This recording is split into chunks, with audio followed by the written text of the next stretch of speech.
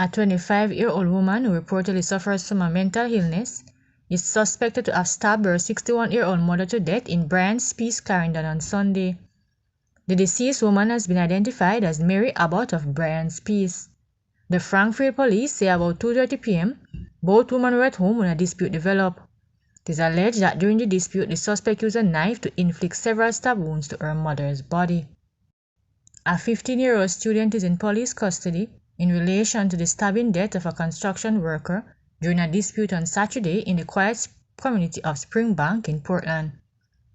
The deceased has been identified as Mishak Hill, also called Toto, a 26-year-old construction worker of Springbank Road in the parish.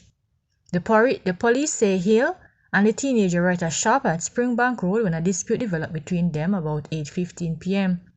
It is alleged that the 15-year-old then used a knife to stab Hill in the chest. Persons who were present reportedly intervened and took the injured man to the Port Antonio Hospital, where he was pronounced dead upon arrival.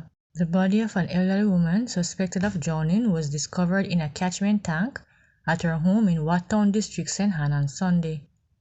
The deceased has been identified as 75-year-old Felicia Comock.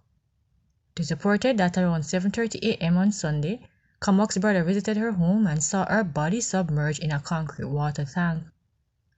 An alarm was raised and a report made to the police. The St. Anne Fire Brigade was summoned and the body retrieved. The Wattown police in St. Anne have since launched an investigation.